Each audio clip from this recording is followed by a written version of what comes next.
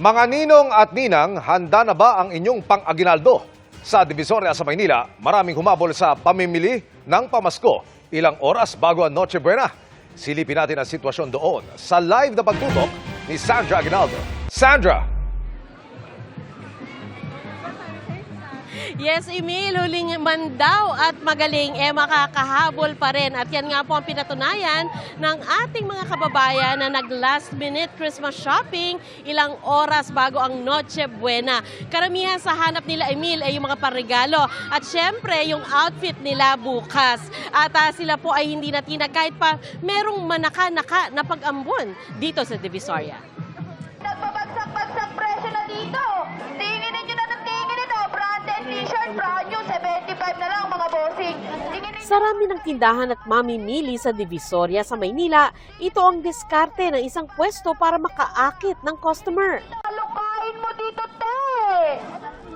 Tila effective naman dahil halasige sa paghalukay ang ating mga kababayan. T-shirt, tsinelas, accessories na wala pang 100 pesos. Check na check. Pero si Felix, isang rider, rubber shoes ang hanap para sa dalawang anak sa budget na 500 pesos. Ate, magkano po tate?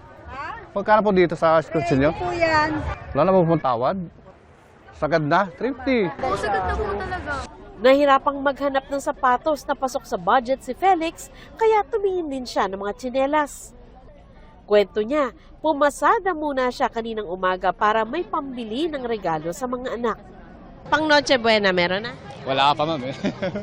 Anong diskarte mo? Kasi Noche Buena na mamaya. Bali, pagkatapos ito ma'am, bibiyahe muna para makaipon na pambili.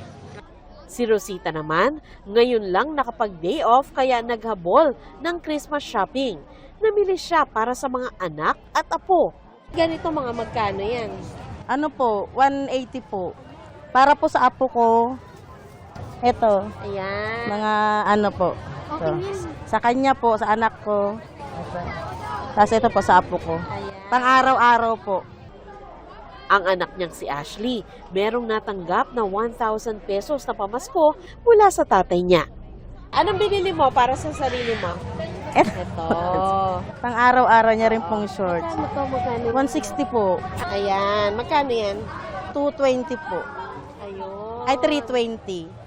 Sa murang presyo, halos walang patid ang mamimili sa pwestong ito na nagtitinda ng iba't ibang uri ng tsinelas sa halagang 75 pesos.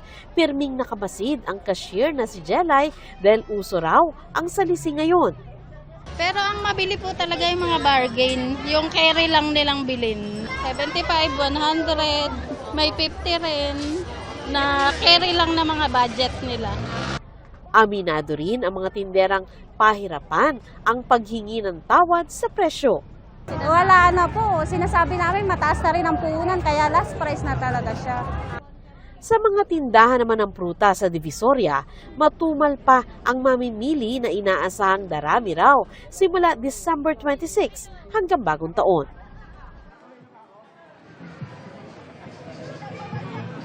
Emil, ayan makikita nyo no, sa aking likuran, patuloy yung pagdating na ating mga kababayan. Dito ang location ko, Emil, ito yung Ilaya Street kung saan marami pong murang mabibili yung mga ating mga kababayan. At ang sinasabi po ng marami sa tindahan dito ay hanggang 12 midnight sila ngayon.